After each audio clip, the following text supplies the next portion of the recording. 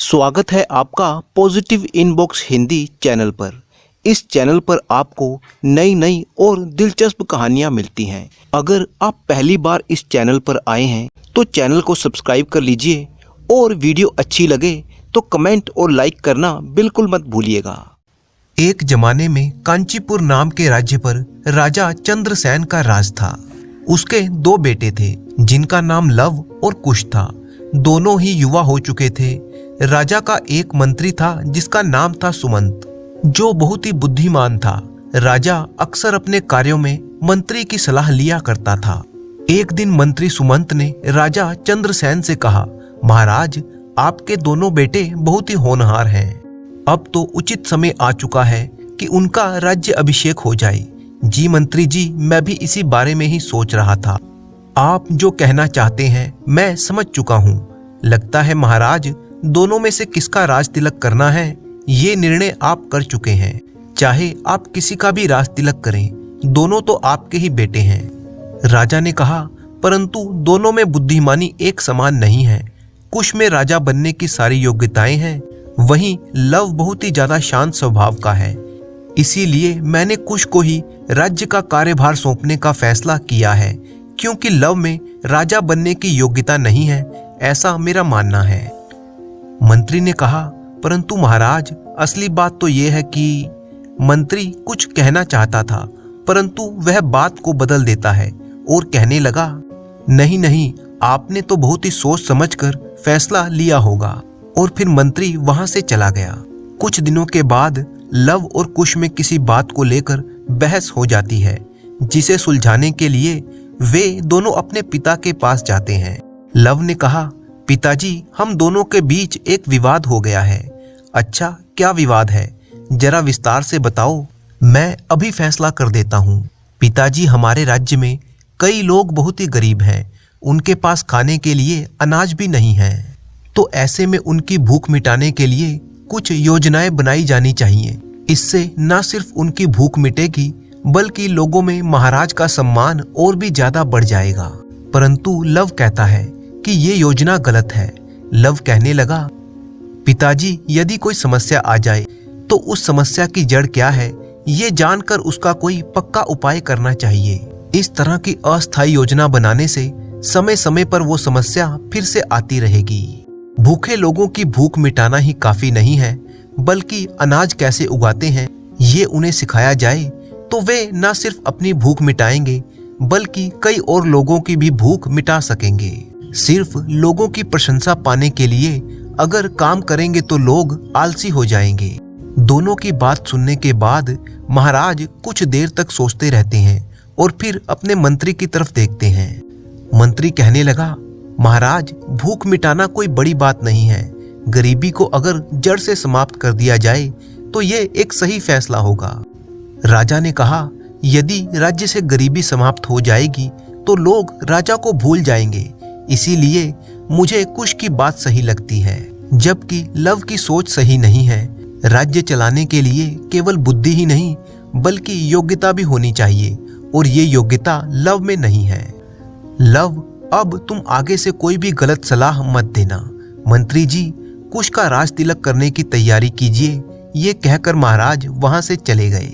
महाराज कुश का पक्ष तो लेते हैं, परंतु लव की बात को गलत ठहराकर वो लव का अपमान भी करते हैं, और ये अपमान लव से सहन नहीं होता। इसीलिए वो बिना किसी को बताए एक दिन साधारण कपड़े पहनकर राज्य छोड़कर चला जाता है। वह कई नगर और कई गांवों में घूमता घूमता एक दूसरे राज्य में पहुंच गया। वह जिस रास्ते से गुजर रहा था, उसने देखा कि एक पेड़ के नीचे एक संत लोगों को उपदेश दे रहे थे।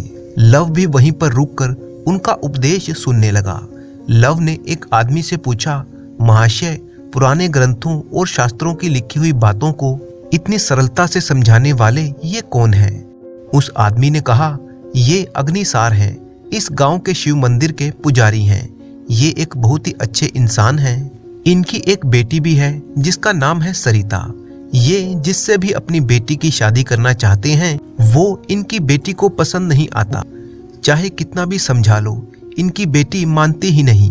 यही कारण है कि ये अक्सर दुखी रहते हैं। कथा समाप्त होते ही लव अग्निसार के पास जाता है और कहने लगा, गुरुजी, आपने जो कथा सुनाई है उससे मेरे कई संदेह दूर हो गए हैं। अभी तक मैं सोच रहा था कि एक सन्यासी बन जाऊं तो मेरे मन को शांति मिल जाएगी, परंतु अब समझ में आ गया है कि संसार में रहते हुए भी शांति को प्राप्त किया जा सकता है। इसके लिए मैं आपको धन्यवाद देता हूँ। लव की बातें सुनकर अग्निसार उससे बहुत ही प्रभावित हुआ और वो लव को पसंद करने लगा। उसने कहा, बेटे, तुम्हारा नाम क्या है, तुम्हारे माता पिता कौन हैं और तुम कहाँ से आए हो? लव ने सच्चाई को छुपाते हुए कहा, गुरुजी, मेरा नाम अर्पण है। बस मुझे इतना ही मालूम है। मैं बचपन से ही बिना माँ बाप के रहा हूँ। इससे ज्यादा मैं अपने बारे में कुछ नहीं जानता। संत ने कहा, अगर तुम्हारा इस दुनिया में कोई नहीं है तो तुम मेरे घर पर आकर रह सकते हो। अर्पण उनका न्योता स्वीकार कर लेता है और उनके घर पर चला गया। उनके घर में उनकी बेटी सरिता, जिसे कभी कोई पुरुष अच्छा नहीं लगता था, अर्पण को देखकर वो बहुत ही प्रभावित हुई। एक दिन उसने अर्पण से कहा कि क्या वो उसके साथ गांव के कुएं पर पानी भरने चलेगा। अर्पण उसकी सहायता करने के लिए तैयार हो गया और उसके साथ कुएं पर पहुंच जाता है। सरिता जानती थी कि इस समय कुएं पर कोई नहीं होगा। वहां पहुंचकर वह अर्पण से कहने लगी कि आमतौर पर मैं पुरुषों को पसंद नहीं करती, इसीलिए मैंने अभी तक शादी नहीं की, लेकिन तुम्हें देखकर मेरे मन में एक इच्छा जागी है। आज रात पिताजी किसी रिश्तेदार से मिलने के लिए दूसरे गांव में जाने वाले हैं। मौका अच्छा है, तुम रात को मेरे कमरे में आ जाना। अर्पण ने कहा, तुम्हारे पिता को मैं गुरु मानता हूँ और तुम उनकी बेटी हो, इसीलिए तुम्हारे लिए इस प्रकार के विचार रखना मेरे लिए पाप है। तुम्हें भी ऐसे विचार नहीं रखने चाहिए। अर्पण के ऐसा कहने पर सरिता उसे बहुत ही समझाने लगती है, परंतु अर्पण के ऊपर इस बात का कोई प्रभाव नहीं होता। फिर सरिता ने सोचा कि इसे सबक सिखाती हूँ। वो अचानक अपने हाथों की चूड़ियां तोड़ देती है, हाथों को खरोचने लगी और बालों को बिखराकर रोने लगी। रोते रोते वह अपने घर पर पहुंची और अपने पिता से कहने लगी, पिताजी, अर्पण ने मुझ पर बुरी नजर डाली है। आपने एक आस्तीन के सांप को अपने घर में आश्रय दिया है। देखिए, उस दुष्ट अर्पण ने मेरी क्या हालत कर दी है। संत जानते थे कि उनकी बेटी पुरुषों को पसंद नहीं करती, इसीलिए वो ये बात मान लेते हैं कि अर्पण ने ये घिनौना कार्य किया है। शायद इसी इरादे से वो उनके घर पर आया था। दोनों पिता पुत्री गांव के मुखिया के पास जा पहुंचे। मुखिया ने अर्पण को भी बुलाया। सरिता ने नाटक करते हुए झूठ को सच बनाकर मुखिया को कह सुनाया। मुखिया ने जब अर्पण से इस बारे में पूछा तो अर्पण ने कोई उत्तर नहीं दिया। मुखिया ने एक बार फिर से पूछा, अर्पण, क्या तू अपराधी है? तूने ये अपराध किया है? मुखिया के सवाल का कोई भी उत्तर दिए बिना अर्पण बिल्कुल शांत बना रहता है। तू कोई जवाब नहीं दे रहा, तूने चुप्पी क्यों साध रखी है? इसका मतलब तूने ही अपराध किया है, इसीलिए तुझे दंड देना ही चाहिए। सरिता गुरुजी की बेटी है, ये बात जानते हुए भी तूने ये अपराध क्यों किया? न्याय के अनुसार तो तुझे इस अपराध का दंड ये मिलना चाहिए कि तेरे हाथ पैर काट दिए जाएं, लेकिन पता नहीं क्यों मेरा मन ये कहता है कि तू अपराधी नहीं है।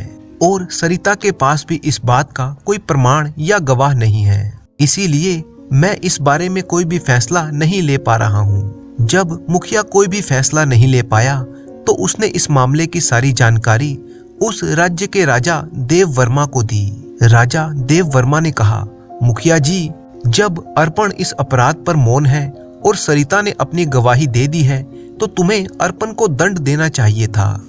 मुखिया ने कहा, महाराज, अर्पण का शांत स्वभाव देखकर मुझे नहीं लगता कि वो अपराधी है।